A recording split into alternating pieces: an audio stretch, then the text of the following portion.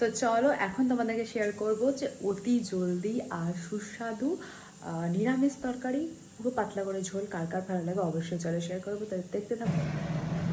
তো চলো পাঁপড় ভেজে নিয়েছি, তেল গরম করতে বসিয়ে দিয়েছি, এদিকে আমার আলু পেঁপে আর সয়াবিন সেদ্ধ করা হয়ে গেছে।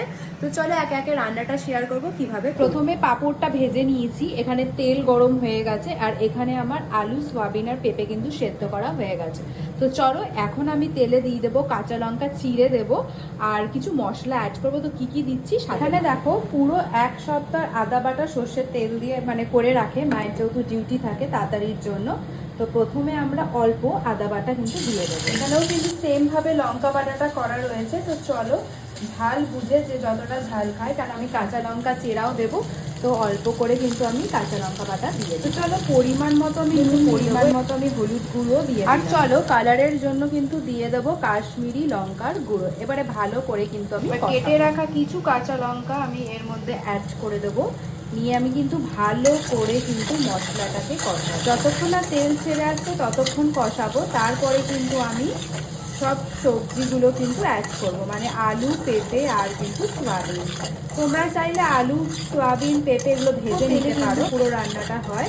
তোমরা দেখতেই পাচ্ছ ভালো করে কষাবো যতক্ষণ না এটার তেল ছেড়ে আসছে। আমি কাছ থেকে দেখাই, দেখো এটা কিন্তু তেল ছেড়ে আসছে আস্তে আস্তে, ভালো করে কিন্তু আমি নাড়িয়ে কষাবো। এখানে অল্প পরিমাণ জল অ্যাড করবো, এবার কিন্তু ভালো করে আমি কষাবো। বাস দেখো পুরো তেল বেরিয়েছে। চলো এরপরে আমি হিং অ্যাড করবো, মানে হিংটা না পুরোটা জমে গেছে, তার জন্য এরকম দেখতে লাগছে। এটা ঝোলে দিলে অবশ্যই গলে যাবে। এই যে পুরো হচ্ছে জমে গেছে হিংটা, এটা কি করলে ঠিক হয়ে যাবে তোমরা যদি জেনে থাকো তো অবশ্যই কমেন্ট করো। দেখতেই পাচ্ছ হিংটা অ্যাড করে দিয়েছি, এবার কিন্তু ভালো করে ঝোলটার সাথে আমি হিংটা, আমার এখানে আলু পেঁপে সয়াবিন কিন্তু সেদ্ধ করা পুরো ডান।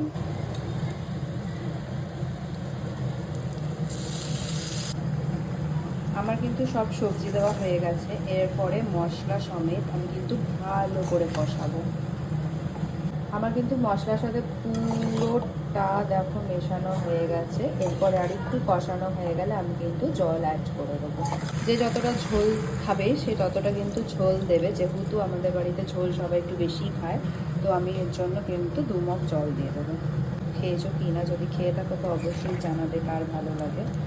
পাতলা ঝোলটা খুব ভালো লাগে খেতে। চলো এটাকে হাই ফ্লেমে ফুটোতে দেবো। একে একে ভেজে রাখা পাঁপড়গুলো কিন্তু সব ভেঙে ভেঙে দিয়ে দেবো। এখানে অনেকে গোটা ইউজ করে, বাট আমি ভেঙে ভেঙে দিই, তাতে